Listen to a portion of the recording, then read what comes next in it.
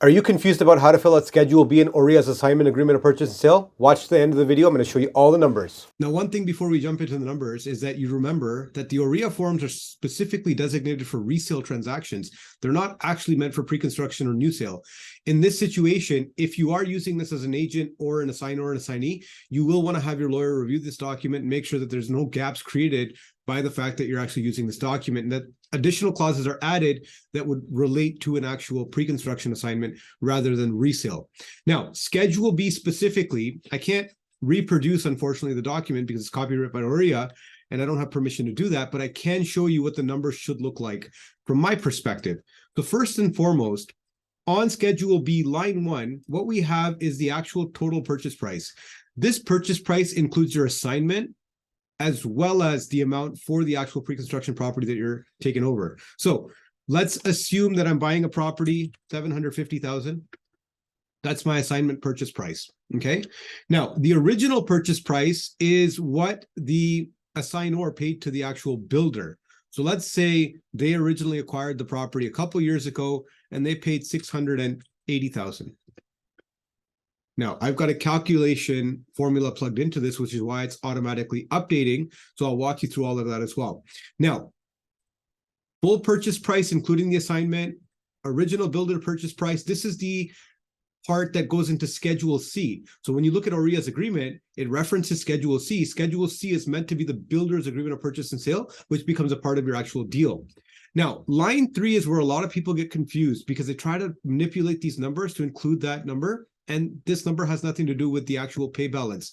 So let's say when I paid, let's say the assignor paid $680,000 to the builder, and with that deposits, they put down $100,000 over the course of, let's say, 2 years. Now, you can see this number doesn't affect any of the other numbers because this number is actually adjusted depending on what's written in this clause. So if you read the clause carefully, it says that the deposits paid to the actual builder in accordance with Schedule C. So that's whatever the cumulative total of those deposits are. Then it talks about when this money is going to be released to the actual assignor. And there's 3 options. One is upon consent of the actual assignment and acceptance of this agreement. The second one is on final closing. And the third one is as otherwise described. Normally, the assignor and assignee will be okay to release this money before final closing, but after the builder consents. You do not want this money leaving your account and going to the assignor's account until the builder has consented. Otherwise, if the builder doesn't consent to the assignment, you may not get this money back. Now, what will happen at the practical level at the law office, let's say I represent the assignor, or once I have the actual documents in hand, I will requisition the builder's lawyer to obtain the assignment agreement. They'll send me a copy of that. And then what will happen is I will send that to the actual assignee solicitor, get them to execute it, have the assignees execute it, and send those documents back along with money that I'm going to hold in my trust account. Now, what I'll do is I will have my clients, the assignors, execute the documents, send the entire package to the builder. Once the builder consents to the assignment, this $100,000 is released to my client, the assignor. Okay, so this is a wash. It's adjusted. That's why it doesn't factor in here. Now, if you look at line 4 is the difference between the purchase price of the assignment and what you paid the builder. So in this case, it's $70,000. Line 5 is the second deposit, and this is where people get confused. This is the deposit that's made on the first page of the OREA agreement. So in addition to the $100K that the builder's already got that needs to be adjusted between the assignor and assignee, we also usually put down, say, 20, 30, 40, 50,000 on the first page of the OREA agreement, depending on what the client's appetite is and depending on how much they want to put. Normally not recommended that you go too crazy with it. Be reasonable with your deposits. So let's hypothetically say, I'm going to go ahead and put down $30,000 deposit. Okay. And you may even want to make this so that this deposit is, I don't know, 5% of the profit amount. Because you've already got, because you've already got a $100,000 deposit with the builder that the client is going to get back anyway. So if you look at the profit of 70,000, you may very well want to make this $3,500. Now, some people may not accept that. They might think it's unreasonable. So let's use whole numbers. Let's say it's 20,000 that we're putting down.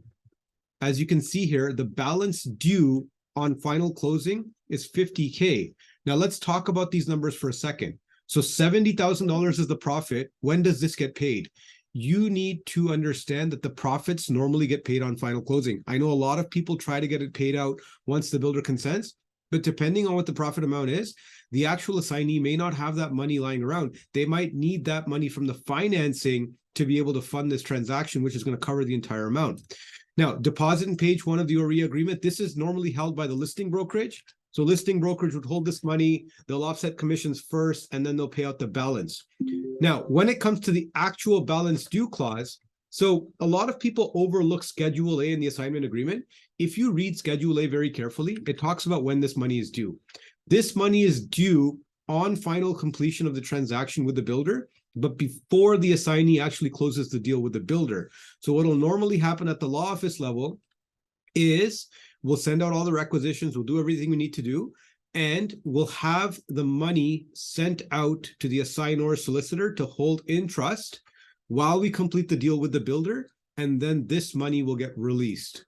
And that's it. It's not rocket science, it's very straightforward. So total purchase price, less your less your actual original purchase price gives you the difference here, less the deposits you paid on page 1 of the OREA agreement. This is the balance due subject to adjustments on final completion. Any questions, reach out. Ricky Rathore here again, broker owner at Remax Metropolis, real estate lawyer at Rathore Baig Professional Corporation. We'll see you again next time. Bye for now.